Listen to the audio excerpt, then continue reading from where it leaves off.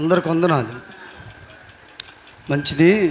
ఈ సమయంలో దేవుని పరిశుద్ధ గ్రంథమైన బైబిల్లో నుండి దేవుని యొక్క మాటలు మనం విందాం. మరి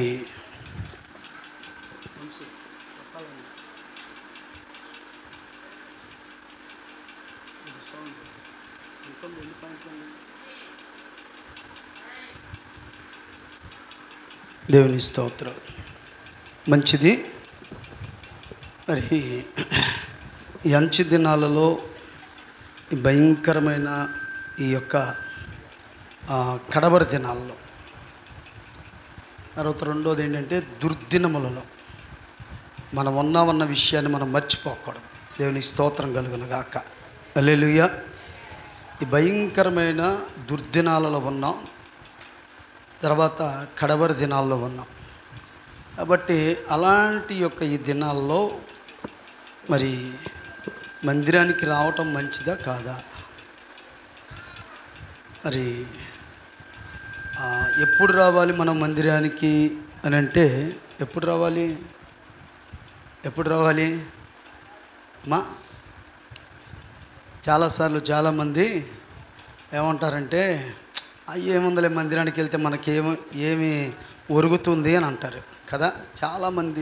చాలామందిలో బయటికి కొంతమంది అంటారు, కొంతమంది బయటికి అనకపోయినా లోపల మాత్రం ఖచ్చితంగా ఇది ఉంటా ఉంటుంది చాలామందికి. బాగేనండి. అయితే మందిరానికి రావటం వల్ల వెండి బంగారాలు ఆస్తులు సమకూర్చబడతాయని నేను చెప్పను. మన అవసరాలు దేవుడికి తెలుసు కనుక అవన్నీ కూడా దేవుడు తప్పకుండా ఏ సమయంలో ఏది చేయాలో ఆయన చేస్తాడు. అయితే మందిరానికి రావటం వలన వాస్తవంగా మనకి చాలా లాభం ఉంది. మందిరానికి రావటం వలన ఏంటంటే మొట్టమొదటిగా దేవుని సన్నిధికి రావటం వల్ల ఒక ఆదివారమే కావచ్చు, మిగతా రోజుల్లోనే కావచ్చు, దేవుని మందిరమునకు రావటం వలన ఒక మనిషి ఆత్మలో ఎదుగుతాడు. ఆమేన్. హల్లెలూయా. ఏం చేస్తారంట? ఆత్మలో. ఉదాహరణ మీకు ఒక మాట చెప్తాను. తల్లి గర్భంలో నుండి బయటపడ్డ శిశువు ఊపిరి తీసుకోకపోతుంటే లేకపోతే ఏమైనా ఆ డాక్టర్లకి ఆ బిడ్డ మీద, ఆ బేబీ మీద కొద్దిగా ఏదైనా అనుమానం వస్తే తీసుకెళ్ళి ఆ బిడ్డ యొక్క క్షేస్ కొరకు ఎక్కడ పెడతారు? బాక్స్లో పెడతారు కదా. అంటే అలా పెట్టడం వలన ఆ బిడ్డకి ఆ బిడ్డ చాలా క్షేమంగా ఉంటాడు. అలాగనే దేవుని మందిరమునకు ఈ లోకంలో ఉన్న పాపం మనల్ని అంటుకొని మన ఆత్మీయ జీవితాలని పాడు చేస్తూ ఉంటుంది. కాబట్టి ఈ లోకంలో ఉన్న పాపం మనల్ని అంటుకోకుండా, అది మన ఆత్మీయ జీవితాన్ని పాడు చేయకుండా ఉండాలి అని అంటే దేవుని సన్నిధికి రావాలి. హల్లెలూయా. దేవుని మందిరమునకు రావాలి. కాబట్టి ప్రియ దేవుని సంగమా, దేవుడు సంగమునకు మరి ప్రయోజనకరమైన విషయాలు దేవుడు తన సంఘానికి, మనం ఎప్పుడు కూడా మన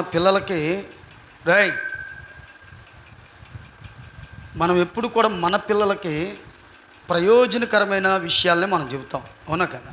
ప్రయోజనకరమైనవే చెబుతాం మన పిల్లలకి. ఎవరికైనా సరే, వాళ్ళు ఆడపిల్లలే కావచ్చు, మగపిల్లలే కావచ్చు.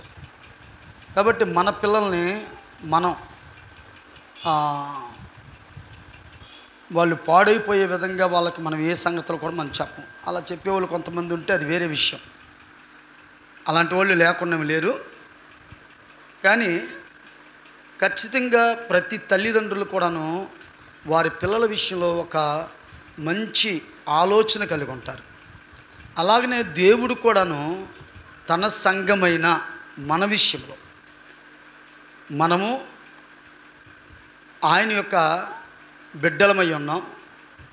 కాబట్టి ఆయన బిడ్డలమైన మన జీవితంలో మనకన్నీ కూడాను ప్రయోజనకరమైన విషయాలు మాత్రమే దేవుడు తెలియజేస్తాడు. దేవునికి స్తోత్రం కలుగును గాక. హల్లెలూయా. కాబట్టి ప్రియ దేవుని సంగమా, చూడండి, మనం ప్రకటన గ్రంథంలో నుండి మరి 7 సంఘాలు కాబట్టి 7 సంఘాలకు ఉండవలసిన, అంటే ఆ దినాల్లో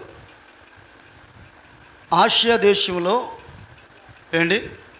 మరి 7 ప్రాంతాల్లో దేవుణ్ణి ఆరాధిస్తున్న దేవుని సంఘం ఉంది. కాబట్టి ఆయా మందిరాలలో లేకపోతే ఆయా స్థలాలలో ఆరాధించబడుతున్న దేవుని సంఘమును గూర్చి దేవుడైన ప్రభు యోహాను భక్తుడి ద్వారా చాలా, అంటే సంఘమునకు ఉండవలసిన ప్రాముఖ్యమైన లక్షణాలు, సంఘమునకు ఉండవలసిన ప్రాముఖ్యమైన లక్షణాలు.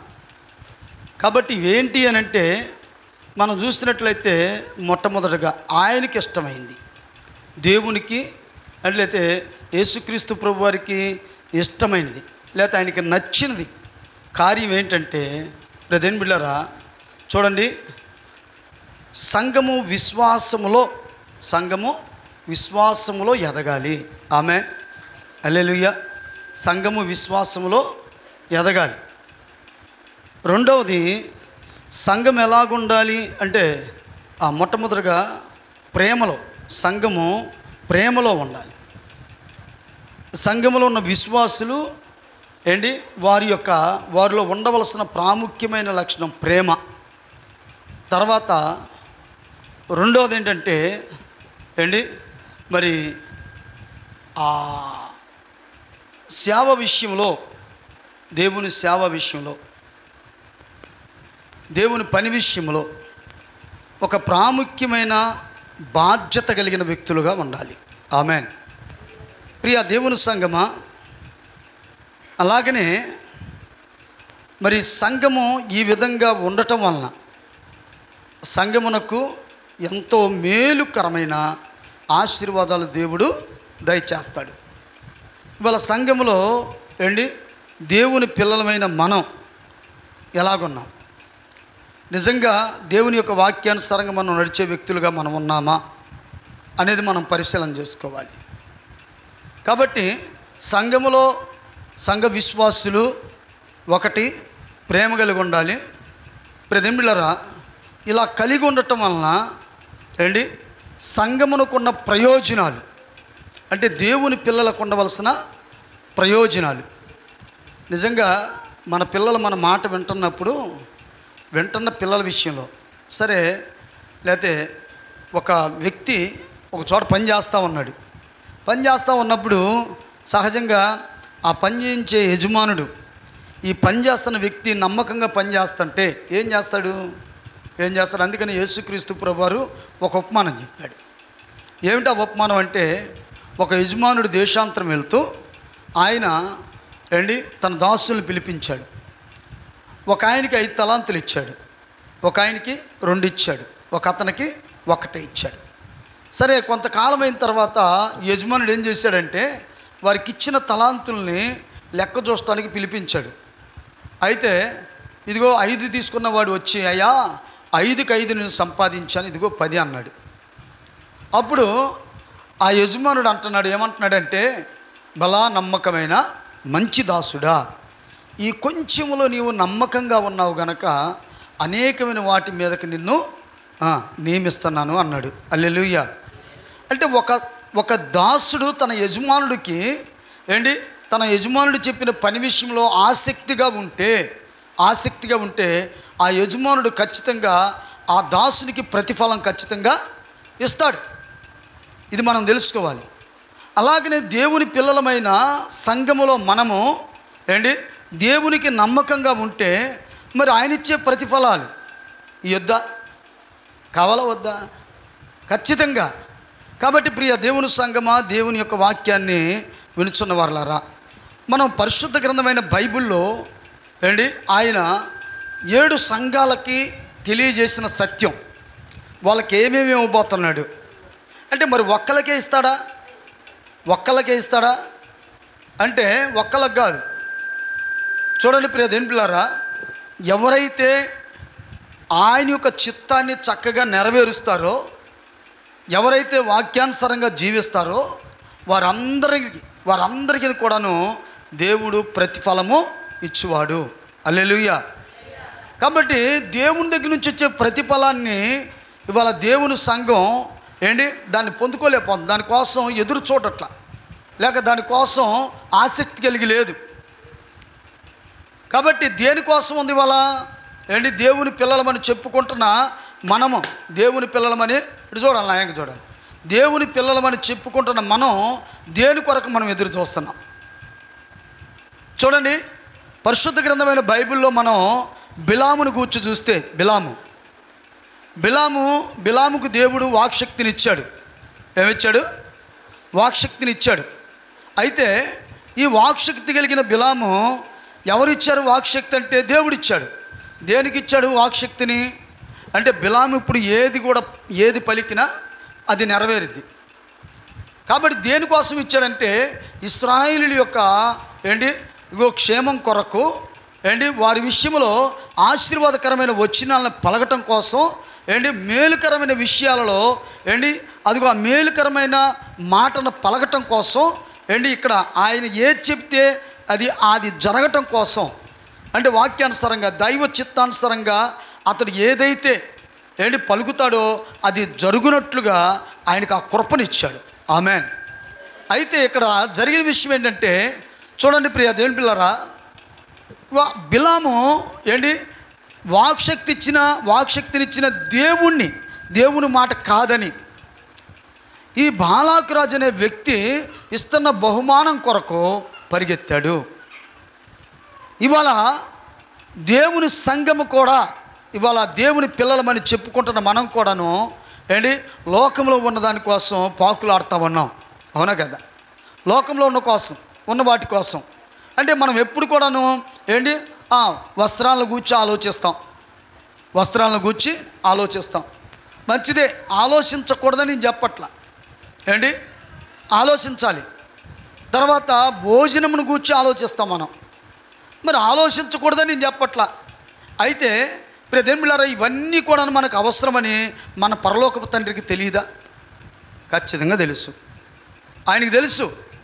అయితే ఇవన్నీ ఆయనకి తెలుసు కనుక ఇవన్నీ నీకు ఎప్పుడు దయచేయబడతాయి, ఇవన్నీ కూడా ఎప్పుడు నీకు ఇవ్వబడతాయి, ఇవన్నీ కూడా ఎప్పుడు నీ జీవితంలో నెరవేరుతాయి అని అంటే, నువ్వెప్పుడైతే విశ్వాసములో, ప్రేమలో, ప్రియదేవులారా, దేవుని పరిచర్యలో ఆసక్తి కలిగి ముందుకు నడుస్తావో అప్పుడు ఇవన్నీ కూడా నీకు అనుగ్రహించబడతాయి. హల్లెలూయా. ఈ సత్యం తెలియక మనం ఏం చేస్తున్నామంటే ఈ లోకంలో ఉన్న వాటి కోసం ఏం తిందుమా, ఏం త్రాగుదమా, ఏం ధరించుకుందామా అని ప్రియదేవులారా శరీరమును గూర్చి, ప్రాణాన్ని గూర్చి ఆలోచిస్తున్నావు, కానీ నీ ఆత్మను గూర్చిన ఆలోచన నీకు లేదు. ఈ రోజున నీ ఆత్మను గూర్చిన ఆలోచన నీకుంటే ప్రియదేవులారా, ఇదిగో దైవ సన్నిధి విషయంలో దేవుని సంఘం అనబడుతున్న నీవు నిర్లక్ష్యంగా ఉండవు. నీలో ఉన్న దేవుడు ఉంచిన ఆత్మను కూర్చుని ఆలోచన చేస్తే, ఉదయాన్నే నేను తెల్లవారుజామున లేచి ప్రార్థన పెడతానికి లేచినప్పుడు, మరి పాపం ఎప్పుడు లెగుస్తున్నారు ఏంటో నాకు తెలియదు, కానీ 5:05 కల్లా చాలామంది ఇట్లా వెళ్తూ ఉంటారు. 5:05 కల్లా ఖచ్చితంగా అక్కడికి వెళ్ళేసరికి మరి 5:30 లేకపోతే 6:05 అని సరే అక్కడ చేయాల్సిన పని అంత చేసి, ఏ పని అది? ఏ పని అమ్మా? ఉపాధి పని. అవునా? కరువు పని కాదు అది. కరువు పని ఎట్టయిద్ది? నీకు ఉపాధి, ఆ పని వల్ల నీకు ఉపాధి. సరే, ఈ పని అయిపోయిన తర్వాత గబగబ వస్తారా? వచ్చేస్తున్నారా? రారు. ఎప్పుడు వస్తారు? వీళ్ళందరికీ ఒక ఆయన ఉంటాడుగా, ఆయన వచ్చి ఫోటో తీసుకోవాలి. ఆ ఫోటో తీసుకునేంతవరకు అక్కడే ఉండి ఫోటో తీసుకున్న తర్వాత అప్పుడు వస్తారు.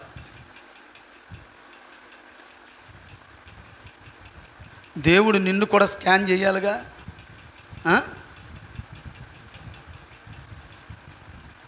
చూడండి ప్రియ సోదరులారా, దేనికోసం నీవు చూడండి, చాలా పెందల కాడ లేచి మరి నువ్వు అక్కడ ఏ పనులు చేసుకుంటావో తెలియదు, కానీ టకటకని వెళ్ళిపోతున్నావు. మంచిదే, ఎందుకంటే నువ్వు అది చేస్తేనే నీ కుటుంబంలో కొంత. కాబట్టి ప్రియ సోదరి సోదరులారా, నీవు దేన్ని గూర్చి ఆలోచన చేస్తున్నావంటే ఇదిగో నీ ప్రాణమును గూర్చి, నీ శరీరాన్ని గూర్చి ఆలోచన. ఒకడు సర్వలోకమును సంపాదించుకొని తన ఆత్మను పోగొట్టుకుంటే వానికి ఏం ప్రయోజనం అని వాక్యం సెలవిస్తూ ఉంది. నీలో ఉన్న ఆత్మ నువ్వు పోగొట్టుకో. మాకు ఎక్కడికి వెళ్ళిపోద్ది ఇది? చెప్పండి, ఎక్కడికి వెళ్ళిద్ది అమ్మా? ఎక్కడికి వెళ్ళిద్ది ఆత్మ? ఎక్కడికి వెళ్ళిద్ది? పోగొట్టుకోవటం అంటే ఎక్కడికి పోగొట్టుకుంటావు? దేవుడు ఏం కట్టకట్టి తీసుకెళ్ళి ఆ పాతాళంలో పడేయడు. ఆయన ఒకటే మాట అంటాడు. ఏమంటాడు తెలుసా? అక్రమం చేయవారులారా నా యొద్ద నుండి. అంతే. అపవాది వాడు అనుచరుల కొరకు సిద్ధపరచబడిన ఇదిగో నిత్యాగ్ని గుండములోనికి మీరును వెళ్ళండి, అంతే. ఇక ఆ తర్వాత ఎవరు నడిపించాల్సిన అవసరం లేదు. నిన్ను ఎవరు కూడా ఎత్తి తీసుకెళ్ళి ఆ సినిమాల్లో లేకపోతే ఆ సీరియల్లో చూపించినట్టుగా ఆ నల్లగా వికారమైన రూపం వేసుకొని కొమ్ములు పెట్టుకొని ఆ మెడలో పుర్రెల బొమ్మలు వేసుకొని ఆ తర్వాత ఇదిగో ఇక్కడికి గౌన్లు వేసుకొని ఇట్లా పట్టుకొని తీసుకుని వెళ్ళి తీసుకెళ్ళి అగ్నిలో పడేస్తారు. అట్ట పడేయరు. దెయ్యాలేం పడేయవు నిన్ను. అర్థమవుతుందా? ఆయన మాటతో దెయ్యాలు కూడా, ఆ లూసిఫర్ గారు కూడాను ఆయన మాటతో, జాగ్రత్తగా వినండి, ఆయన మాటతో లూసిఫర్ గారు కూడా ఎక్కడికి వెళ్ళిపోతాడు? ఆయన మాట సెలవిస్తే అపవాది వాడు అనుచరుల కొరకు సిద్ధపరచబడింది నరకం. దేవదూతలు తీసుకెళ్ళి వేయరు, లేదా దేవుడు తీసుకెళ్ళి వేయడు. ఆయన ఒక్క మాట సెలవిస్తాడు అంతే. అక్రమం చేయవారులారా నా యొద్ద నుండి వెళ్ళిపోండి అనగానే ప్రదేమిలరా ఇకేమీ లేదు, చక్కగా దారి కట్టి వెళ్ళిపోతారు. ఎవడంతటికి వాడు వెళ్ళి ఎవరి ఆత్మలో వెళ్ళి ఆ పాతాళంలో పడిపోతాయి. ఎక్కడికి పోగొట్టుకున్నావు నీ ఆత్మని? దేనికోసం? ప్రియ దేవుని సంగమా, ఈ రోజున సంగమును గూర్చి దేవుడు ఒక ప్రత్యేకమైన ప్రణాళిక వేసుకొని ఉన్నాడు. హల్లెలూయా. నీకైనా ఒక మంచి బహుమానం ఇవ్వటానికైనా సిద్ధముగా ఉన్నాడు. ఆ బహుమానం ఎలా దేవుడు ఇస్తాడు అని అంటే నువ్వేదో ఆ దేవుని చిత్తాన్ని చేయకుండా, ఆ మారు మనసు పొందకుండా, దేవుని చిత్తాన్ని చేయకుండా, ఒకవేళ మారు మనసు పొందిన వాక్యానుసారమైన జీవితం లేకుండా ఆ బహుమానం నాకు కావాలంటే దేవుడు ఏమి ఇవ్వడం, నీ మీద జాలిపడ్డం. దేవుడు నీ మీదేం జాలిపడి నీకు ఇవ్వడం. కాబట్టి ఆ సమయం మందు జాలిపడే తత్వం కూడా దేవునికి ఉండదు. ప్రదేమిలారా, ఆయన ఇప్పుడే నీ విషయంలో జాలి పడుతున్నాడు. ఆయన ఇప్పుడే నీ విషయంలో ప్రేమ కలిగి ఉన్నాడు. ఆయన ఇప్పుడే నీ విషయంలో ఒక మంచి ప్రణాళిక వేసుకొని ఉన్నాడు. ఆయన ఇప్పుడే నీ విషయంలో ఒక బహుమానం ఇవ్వటానికి ఆయన సిద్ధముగా ఉన్నాడు. హల్లెలూయా. దీన్ని తెలుసుకోవాలి. నువ్వు ఈ భూమి మీద నీ శరీరముతో నువ్వు జయించవలసినవి, ఈ భూమి మీద నువ్వు జయించవలసినవి కొన్ని ఉన్నాయి. కాబట్టి వాటిని ఖచ్చితంగా జయించాలి. నేత్రాశను జయించాలి, జీవపు డంబమును జయించాలి. ప్రియదేన్మిళ్ళరా, దైవ సన్నిధికి రానియకుండా నిన్ను అడ్డగిస్తున్న పలు విధమైన పనుల్ని నీవు జయించాలి.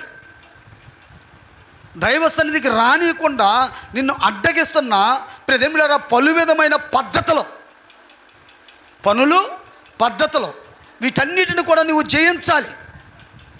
వీటిని జయించినప్పుడు మాత్రమే దేవుడు నీకు ఒక ఉన్నతమైన బహుమానాన్ని నీకు ఇస్తాడు. హల్లెలూయా.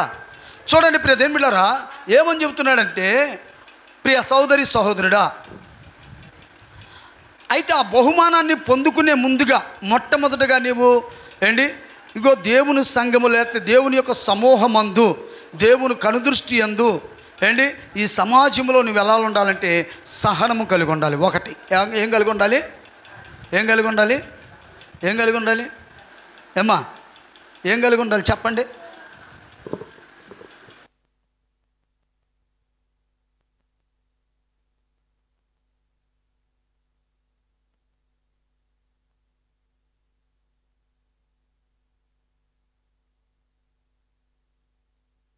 ఏం కలిగి ఉండాలి? సహనం. దేవునికి స్తోత్రం కలుగును గాక. హల్లెలూయా. రెండవది మనం చూసినట్లయితే చూడండి ప్రియ సోదరి సోదరులారా, అంటే మనం మరి ఆ మాటను కూడా మనం చూడాలి కాబట్టి ప్రకటన గ్రంథం 2వ అధ్యాయము 3వ వచనం. ప్రకటన గ్రంథం 2వ అధ్యాయం 3వ వచనం.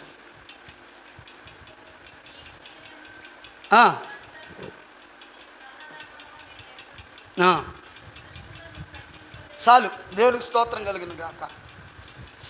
ఏ మెరుగున్నాడు నీలో ఆయన?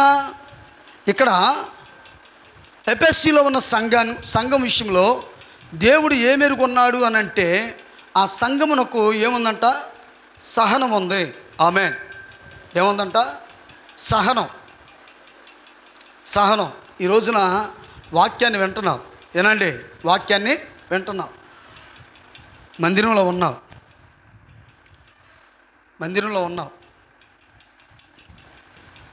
కరెంటు పోయింది. కరెంటు పోయిన 2 నిమిషాలకి మనకి 2 నిమిషాలు, ఎక్కువ కూడా కాదు. కరెంటు పోయిన 2 నిమిషాలకి ఇప్పుడు మన శరీరం అంతా చెమటతో నిండి ఉంటుంది. అవునా కదా? తర్వాత 3వ నిమిషంలో అయ్యగారు తొందరగా ముగిస్తే బాగుండు. 4వ నిమిషంలో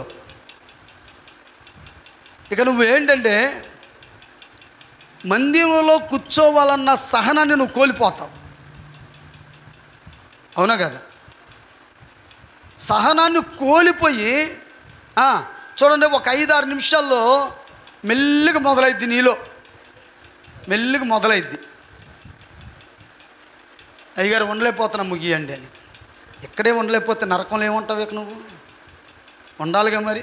అవునా కదా? ఈ చెమటకి 2 నిమిషాల్లో చెమట పట్టింది, కారుతుంది. ఇక నువ్వు సహించుకోలేక మాట్లాడుతున్నావు.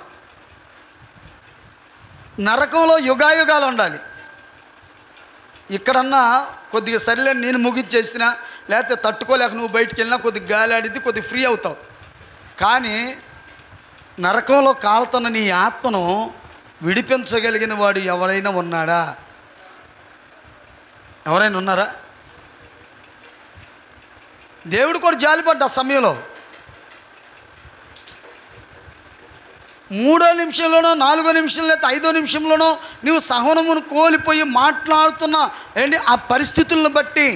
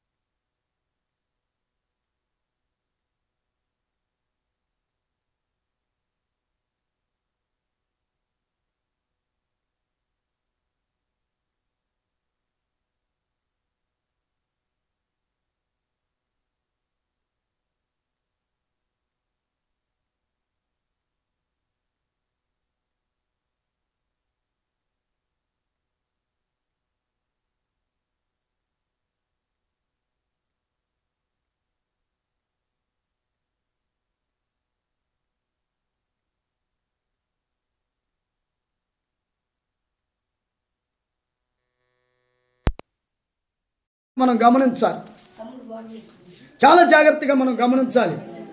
ఈ రోజున మనము ఏంటి ఏం వింటున్నామో ఏం తెలుసుకుంటున్నామో ఆలోచన చేయాలి. నేను ఒకసారి చెప్పాను, మీకు గుర్తుందో లేదో, ఒక ఆయన కుమారుణ్ణి పనికి పంపించాడంట. పనికి పంపించాడు. ఆ కొలుము పని చేస్తారు కదా, ఏంటి అయ్యి మన దాన్ని ఏమంటారు, కత్తులు అవన్నీ చేస్తారు కదా, పంపించాడు. అమ్మా వడ్రంగి పని కాదు అది అమ్మా, కాదు కాదు. అంటే పంపించినప్పుడు సరే మొత్తం మీద అయ్యా నా కుమారుడికి పని నేర్పించాయి అని వదిలేశాడు. సర్లే అన్నాడు. మొత్తం మీద ఆ కొన్ని రోజులైన తర్వాత కుమారుడిని అడుగుతున్నాడంట, ఎరా బాబు ఎంతవరకు వచ్చి పని అని. అంటే కుమారుడు చెప్పాడు, నాన్న గొడ్లకి ఆకురా వేస్తానన్నానా. మళ్ళీ తర్వాత కొన్ని రోజులైన తర్వాత మరలా అడిగాడంట, మళ్ళీ అదే చెబుతున్నాడంట. ఇదేంటి సర్లే అనుకున్నాడంట. మళ్ళీ అడిగేది అలాగా ఏంటి అడిగినప్పుడల్లా ఇదే మాట చెబుతుంటే ఇతనికి ఎక్కలేని కోపం వచ్చింది. ఎవరికి? తండ్రికి ఎక్కలేని కోపం వచ్చింది. ఏడమ్మా, ఎక్కలేని కోపం వచ్చింది. ఎక్కలేని కోపం వచ్చేసి ఏం చేశాడు, అన్నిటికీ అలవాటు పడి ఉండాలి. నా శరీరం అలవాటు పడి ఉంది, దేవునికి స్తోత్రం కలుగును గాక. హల్లెలూయా. ఇంట్లో కూడా నేను ఫ్యాన్ వేసుకొని పెద్దగా వంట నేను ఎట్టగా, దేవునికి స్తోత్రం. హల్లెలూయా. ఏంటి సరే, మొత్తం మీద ప్రియమైన సహోదరులారా చూసినట్లయితే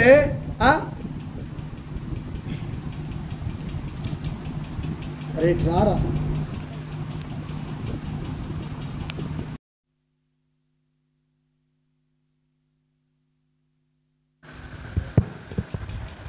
ఎక్కలేని కోపం వచ్చేసి ఇక ఒకటేమో గబగబా వెళ్ళిపోయాడంట. ఏంటి నీ దగ్గరికి పని నా కొడుకు పని నేర్పిస్తాను పంపిస్తే నువ్వు చేసిన పని ఏంటి అన్నాడు. ఏం చేశాను అయ్యా అన్నాడంట. ఇతనేం చాలా కూల్గా సహనం కలిగి మాట్లాడుతున్నాడు. నేను మాత్రం ఎక్కలేని కోపం వచ్చేసి చికాకు పడతామన్న. ఎందుకు నువ్వు కోపపడుతున్నావు, ఎందుకు అట్లా అరుస్తున్నావు, ఏంటి చెప్పాను. ఆ గొడ్లకు ఆఖరి అయితే నాకు తెలీదా, నేను నూరుకొని పొలాలను నరకట్లేదా, అవి చేయట్లేదా, ఇవి చేయట్లేదా, ఎంత మాత్రపు దానికోసం ఇన్ని సంవత్సరాల నుండి లేకపోతే ఇన్ని రోజుల నుండి అదే ఇటు నేర్పుతావా అని చెప్పేసి. సరేనయ్యా, మరి మీ అబ్బాయి ఇప్పుడు గొడ్లకి ఆకురా వేస్తాడు, నీ గొడ్లకు కూడా ఆకురా వేయి, ఎవరి గొడ్ల పొద్దునుగా ఉంటుందో తెలిసిద్ది అన్నాడంట. వేస్తుంది అన్నాడంట. వేశారు. ఇద్దరు తండ్రి కొడుకులు ఇద్దరు కూడా ఆకురాలు తీసుకున్నారు, గొడ్లకి పొదినేశారు. ఇప్పుడు నేనేం చేశాడంటే ఆ 2 గొడ్లకి బెల్లం రాశాడంట. పైన రాసినప్పుడు ఈగలు వచ్చి వాళ్తున్నాయి. తండ్రి గొడ్లకు పొదినేశాడు కదా, ఆ గొడ్ల మీద ఈగలు అటు ఇటు తిరుగుతున్నాయి. అయితే కుమారుడు వేసిన గొడ్ల మీద మాత్రం పడినేగ పడినట్టుగా ఏమవుతుంది. ప్రియ దేవుని సంగమా, దేవుని మాటలు వినుచున్న వారలారా, నీవు దేవుని సన్నిధిలో ఏమి నేర్చుకుంటున్నావో అనేది చాలా ప్రాముఖ్యమైన విషయమై ఉన్నది. హల్లెలూయా. ఎందుకంటే పొందబోయే బహుమానం చాలా గొప్పది. అందుకనే దేవుని సంఘములో నువ్వు ఎలాగుండాలి, నమ్మకంగా ఉండాలి. ఆమేన్. హల్లెలూయా. ప్రతి విషయంలో కూడా నమ్మకంగా ఉండాలనే విషయంలోకి వచ్చేసరికి నేను ఇవాళ సంఘానికి ఒక విషయాన్ని తెలియజేస్తున్నా అండి. సరే, మందిరానికి గురించి ఎప్పుడు చెబుతూనేమన్నా, చెప్పినా సరే మీరు రావట్లా. నేను ఇప్పుడు మళ్ళీ చెప్తున్నా, మందిరానికి ఎందుకు రావాలి, రావటం వలన ఏంటి లాభం ఏంటి అని అంటే, నువ్వు ఆత్మలో ఎదుగుతావు. హల్లెలూయా. ఆత్మలో ఎదుగుతావు. ఆత్మలో ఎదిగితే పరలోక రాజ్యం అనేది. రాకపోవటం వలన ఆత్మలో దిగజారుతావు. ఆత్మలో దిగజారిపోతే నువ్వు పోగొట్టుకునేది ఏంటంటే దేవుని రాజ్యాన్ని కోల్పోతావు, తర్వాత నువ్వు నరకంలోకి వెళ్ళిపోతావు. ఇది నీకు నష్టం. కాబట్టి అక్కడి నుంచి ఎవరు కూడా నిన్ను విడిపించలేరు.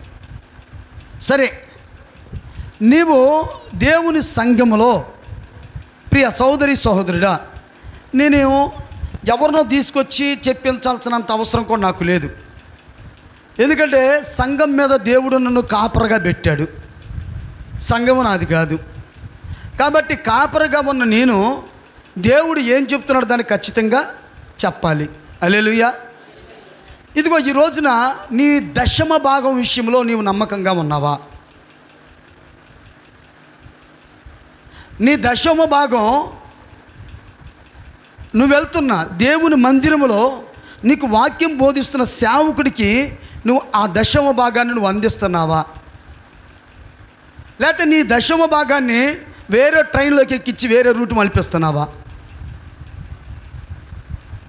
జ్ఞాపకం చేసుకోవాలి.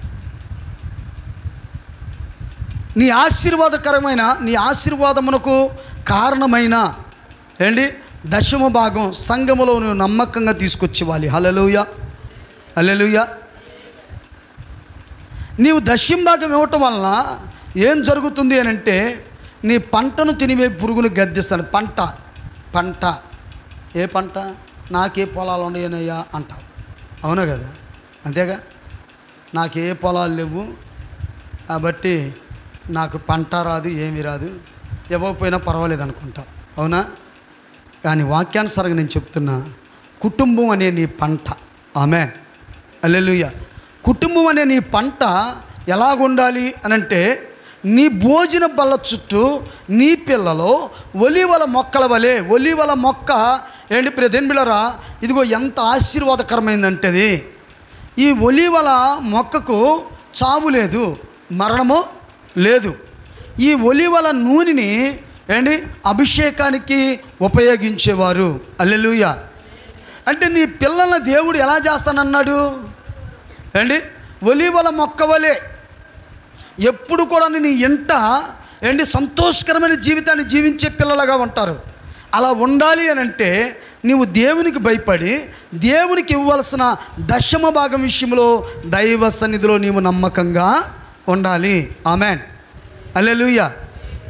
ప్రజెంట్ దీని గురించి నేను చెప్పుకుంటూ వెళ్తే ఎంత నాకు వాస్తవంగా నా గొప్పతనం ఏం కాదు, కానీ నేను నిలబడి దీని మీదే దాదాపుగా 2-3 గంటలైనా మాట్లాడగలుగుతా.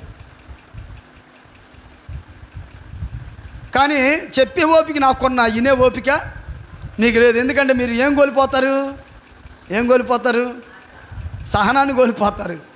అందుకని మీరు సహనాన్ని కోల్పోవటం నాకు ఇష్టం లేదు కనుక ప్రదేంబిళ్ళరా, నేను దాని విషయంలో ఒక లోతుగా వెళ్ళదలుచుకోవట్లా. హల్లెలూయా. సరే, నమ్మకంగా ఎప్పటి వరకు ఉండాలంట? మరణం వరకు, అంటే చనిపోయేంత వరకు కూడాను నీవు నమ్మకంగా ఉండాలి. హల్లెలూయా. నీవు ఎక్కడైతే పని చేస్తున్నావో పనిచేసే స్థలంలో నమ్మకం. కొంతమంది పాలు అమ్ముతూ ఉంటారు.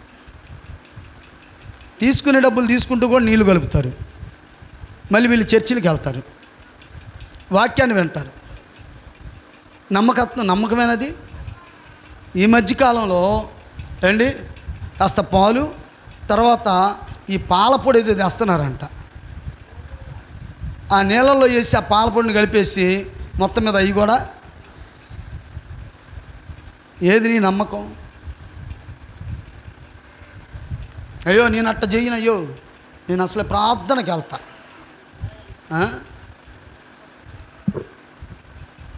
చూస్తే తెలిసిద్ది నీ ప్రార్థన జీవితం. ఈ పాల దగ్గర తెలిసిపోతుంది. హల్లెలూయా, అవునా కదా? ఇంకా ప్రియ దేవునిపిల్లారా, ఇలాగ మనం అనేకమైన పర్యాయాలలో మనము నమ్మకాన్ని కోల్పోతూ ఉన్నాం, నమ్మకాన్ని విడిచిపెడుతున్నాం. ఇది నీకు కానీ నీ కుటుంబానికి కానీ ఆశీర్వాదకరమైంది కాదు. సరే, మూడవది మనం చూసినట్లయితే 13వ వచనం, 13వ వచనం చూద్దాం. 13వ వచనం, 2వ అధ్యాయం ప్రకటన గ్రంథం, 13వ వచనం. అమ్మా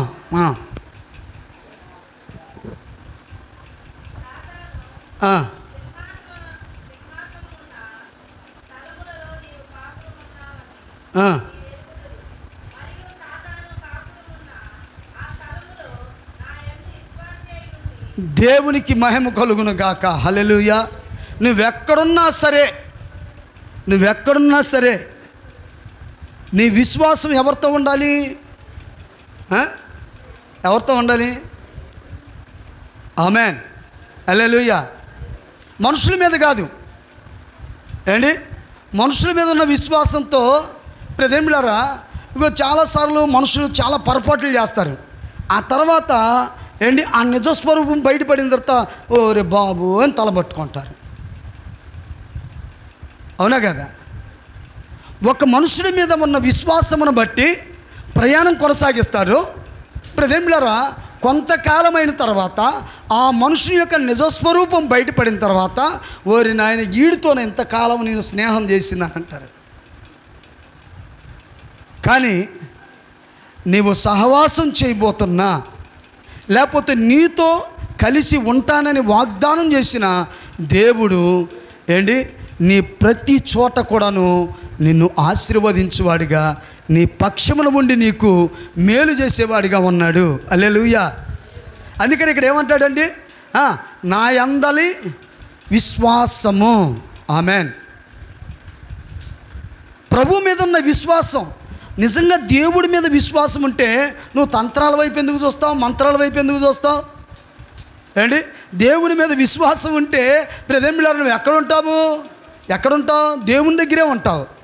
కానాను స్త్రీ ఒకటి ఎక్కడికి వచ్చింది? యేసుప్రభు వారి దగ్గరికి వచ్చింది.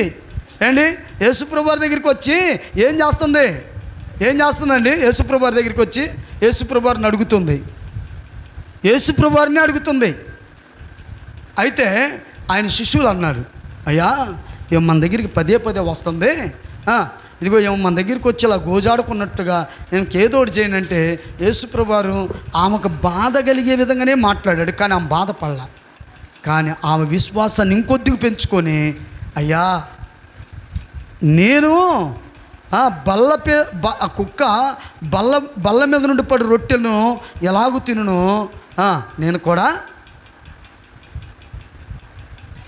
అయినా ప్రియ సోదరులారా, అక్కడ ప్రభు అంటాడు, ఇశ్రాయేలులో కూడాను ఇంతటి విశ్వాసము నేను కనుగొనలా. హల్లెలూయా. ఎవరి మీద విశ్వాసం ఉంచి తన బిడ్డను బాగు చేసుకోగలిగిందంటే ప్రభువు మీద విశ్వాసం ఉంచి. ఆమెన్. హల్లెలూయా. దేవుడి మీద విశ్వాసం. ఒక ఆయన తన దాసుడి విషయంలో ఒక ఆయన తన దాసుడి తన కుమారుడి విషయంలో మరి ఆయన శిష్యుల దగ్గరికి తీసుకుని వెళ్ళారు.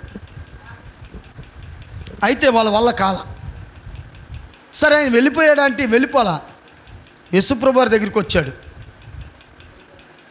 ప్రభువునందు నీ విశ్వాస జీవితం నానాటికి వృద్ధి చెందుతూ ఉండాలి. ఆమెన్. హల్లెలూయా. అలా చెందాలంటే నువ్వెవరిని చూడాలి? చాలాసార్లు అంటూ ఉంటారు కొంతమంది, నేను అందుకేనేనండి ప్రార్థనకు రాను. ఎందుకు? వాళ్ళని బట్టే. అసలు నిన్ను వాడిని ఎవడు చూడమన్నాడు? వాళ్ళని ఎవరు చూడమన్నారు నిన్ను? వాళ్ళు దేవునికి అయిష్టులుగానే ఉన్నారు.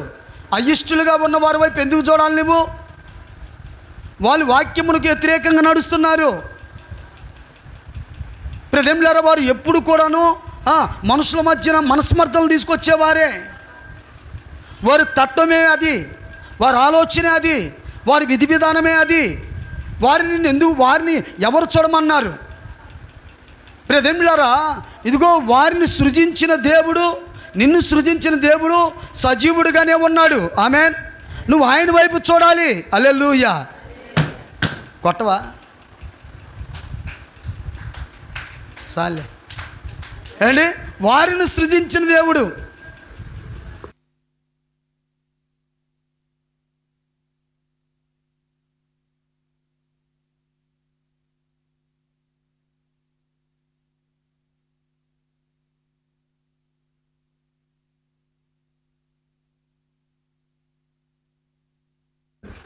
చూడండి ప్రియ సోదరులారా, అందుకనే యేసుప్రభు వారు తన గ్రంథంలో అపొస్తలుడైన పౌలు గారి ద్వారా ఒక మాట రాయించన్నాడు. వాళ్ళు ఎప్పుడు కూడా చిక్కులు పెట్టేవాళ్ళే. విజయ్ కుమార్ అనే వ్యక్తి ఎప్పుడు కూడా చిక్కులు పెట్టేవాడే. విజయ్ కుమార్ అనే వ్యక్తి ఎప్పుడు కూడా గొడవలు పెట్టేవాడే. విజయ్ కుమార్ అనే వ్యక్తి ఎప్పుడు కూడాను ప్రియదేములారా, ఇదిగో మరి ఆ మనస్మర్థనలు తీసుకొచ్చేవాడే. విజయ్ కుమార్ వైపు ఎవరు చూడమన్నాడు?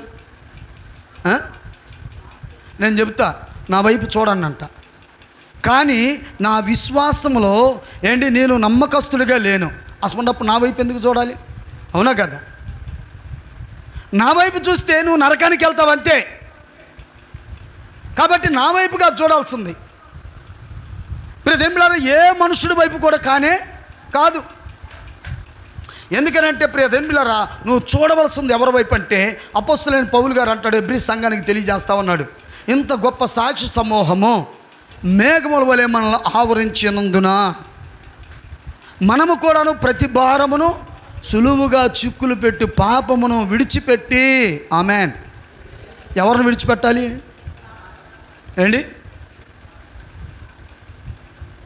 చూడండి ప్రియ సహోదరి సహోదరులారా, పాపమును విడిచిపెట్టి విశ్వాసమునకు కర్తయు దానిని కొనసాగించువాడైనా ఎవరి వైపు చూడాలంట? యేసుక్రీస్తు వైపు. వాళ్ళు చూడండి ప్రియ దేవులారా, ఇందాక మనం చదువుకున్న కీర్తన భాగంలో 53వ కీర్తనలో ఒక మాటను మనం చూస్తూ ఉంటాం. చూడండి, దేవుడు లేడని బుద్ధిహీనులు తమ హృదయంలో అనుకొందురు, వారు చెడి ఉన్నారు, వారు అసహ్య కార్యములు చేయుదురు, మేలు చేయవాడు ఒక్కడును లేడు, వివేకము కలిగి దేవుని వెదకువారు కలరేమో అని దేవుడు ఆకాశమును చూసి నరులను పరిశీలించు, వారందరూ దారి తొలగి బొత్తిగా చెడి ఉన్నారు, ఒకడును తప్పకుండా అందరూ చెడి ఉన్నారు, మేలు చేయవారు ఎవరునూ లేరు, ఒక్కడైనను లేడు. ప్రార్థన చేయక దేవునికి ప్రార్థన చేయక ఆహారము మిరుగునట్లు నా ప్రజలను మృంగు పాపాత్ములకు తెలివిలేదా? ఏం చేస్తున్నారంట? దేవునికి భయపడి లేకపోతే దేవునికి ప్రార్థన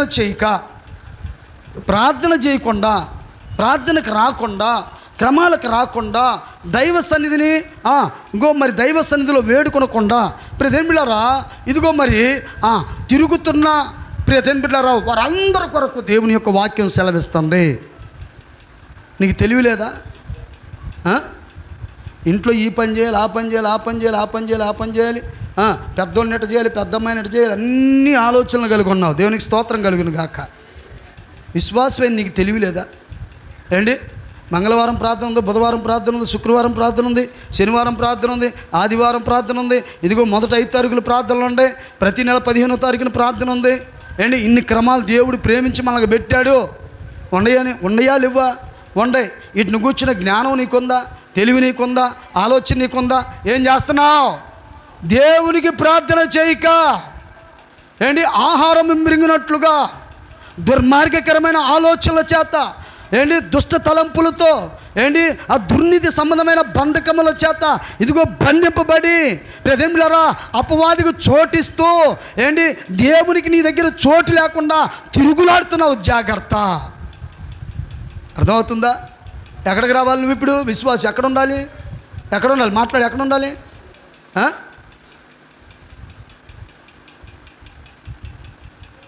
గమనించండి ప్రియ సోదరి సోదరులారా. సరే, నేను ఇలా చెప్పుకుంటూ వెళ్ళిపోతే చాలా విషయాలు ఉన్నాయి, చెప్పాల్సినాయి. కాబట్టి దేవుని యందల విశ్వాసము కలిగి దేవుడి మీదే ఆధారపడి నువ్వు నడుచుకోవాలి. ఆ తర్వాత చూడండి బహుమానాలు. హల్లెలూయా.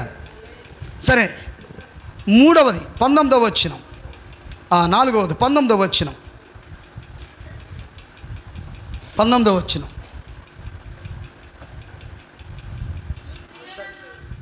అమ్మా టైం ఎంత?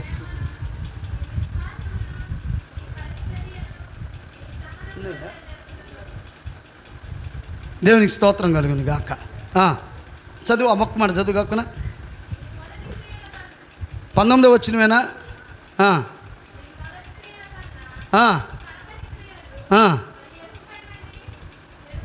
దేవునికి మహిమ కలుగును గాక. హల్లెలూయా. నీ మొదటి క్రియల కన్నా, అంటే మొదట నీ విశ్వాసం కన్నా, మొదట నీ ఆత్మీయ జీవితం యొక్క ప్రియదేవులారా అభివృద్ధి చెందటం కంటే కూడాను ఇగో నీ మొదట నీవు ఇదిగో దేవుని పరిచర్య విషయంలో ఎలాగ నడుచుకున్నావో. హల్లెలూయా. నేను కొందరిని ప్రశ్నిస్తే ఖచ్చితంగా అమ్మో నేను ఇంతటి తప్పు చేశాను, ఇంత పొరపాటు చేశానా, ఇప్పుడు నిజంగా అప్పటికి ఇప్పటికి నా ఆత్మీయ జీవితం మెరుగుపరచబడిందా? నిజంగా నా విశ్వాసంలో నా క్రియలు వృద్ధి చెందినయా? పని విషయంలో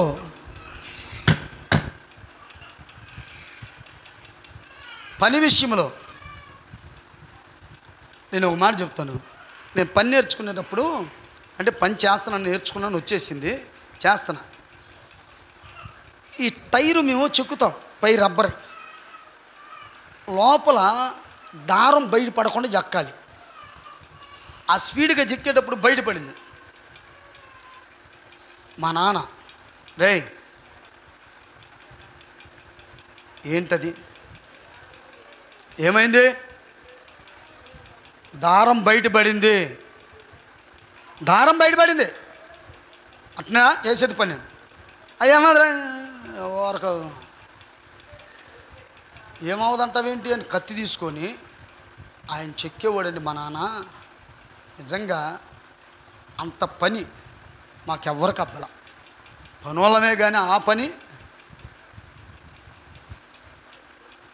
చూడండి. ప్రియ సోదరులారా, పని ఎలాగుండాలి అని అంటే అండి, చేసే పని నీటుగా ఉండాలి, చేసే పని ఎదుటవాడు మెచ్చుకునే విధంగా ఉండాలి. అలాగనే ఏంటి నీ మొదటి క్రియలు, నీ రక్షణ పొందిన ప్రారంభంలో ఎలాగుండాయో నీ కడపటి క్రియ దానికంటే ఉత్తమగా ఉండాలి. ఆమేన్, హల్లెలూయా. దానికంటే గొప్పగా ఉండాలి.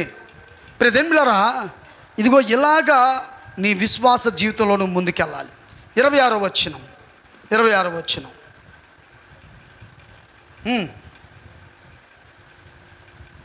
26వ వచనం 2వ అధ్యాయం 26వ వచనం. నేను నా తండ్రి వలన అధికారము పొందినట్లు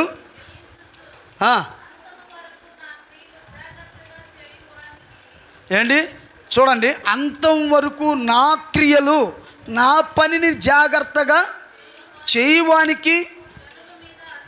ఆమేన్, హల్లెలూయా. ఏం చేయాలంట? జాగ్రత్తగా పరిచర్య జాగ్రత్తగా చేయాలి.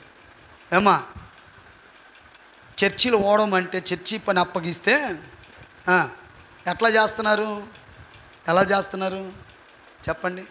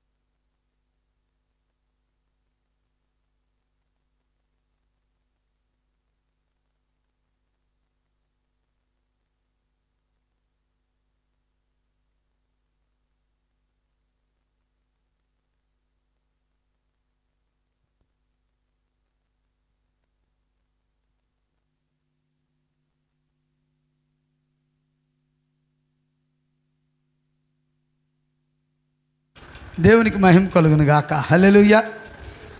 మంచిది ప్రియ సోదరి సహోదరుడా. ఇప్పుడు వరకు నీవు సంఘములో ఎలాగుండాలో సంఘం ఎలాగుండాలో దేవుని యొక్క వాక్యం ద్వారా మనం తెలుసుకున్నాం.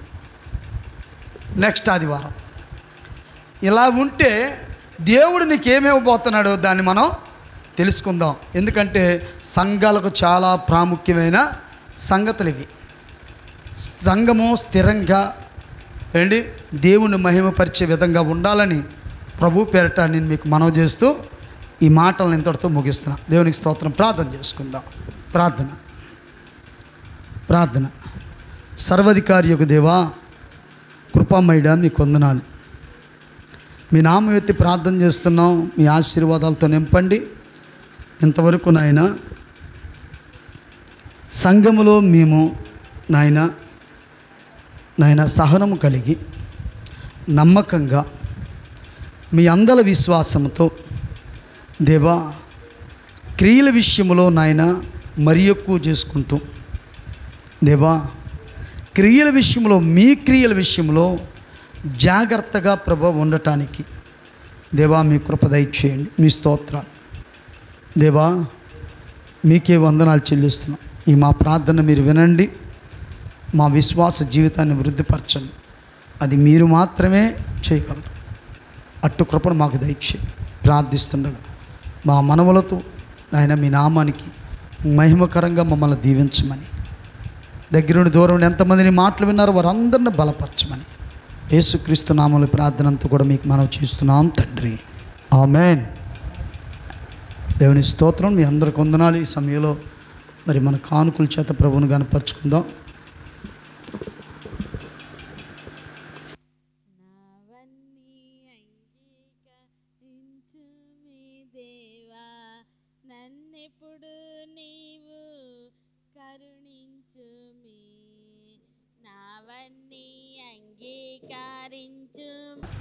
మీ కృపలో ఆశీర్వదించమని ప్రార్థిస్తున్నాం. ప్రతి బిడ్డ అవసరం తీర్చమని యేసయ్య ఉన్నతమైన నామంలో ప్రార్థించి స్తుతించి వేడుకుంటున్నాం. ఇదిగో ప్రభువా నా తండ్రి, మీరు ఇచ్చిన సంఘ పిల్లలందరిని బట్టి మీ స్తోత్రం.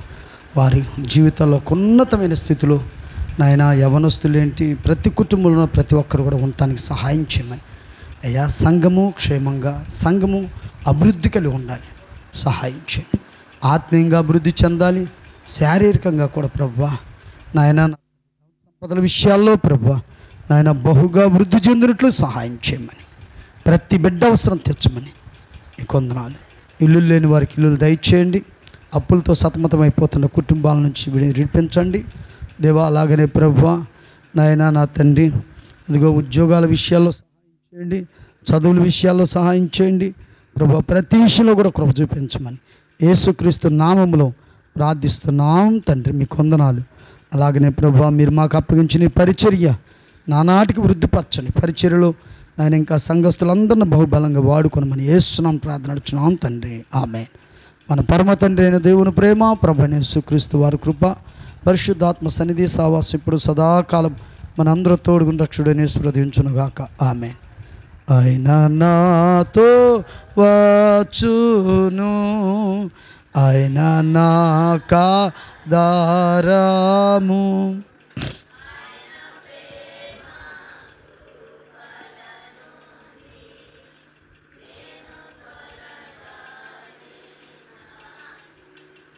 ఏతైనా కొండలపై చీకటైనా లోయలలో పరమగృహము చేరు వరకు ఆయన నాతో వచ్చును. ఆమేన్, ఆమేన్, ఆమేన్. హల్లెలూయా, హల్లెలూయా, హల్లెలూయా. ప్రభునామ స్తోత్రం. మీ అందరికి వందనాలండి.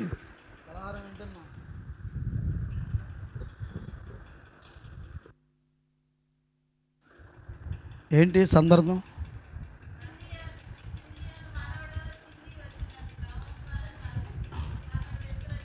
అమ్మా ఉండండి, అయిపోయింది పలహారం. ఉండండి తీసుకునేది. దా ఇడిదా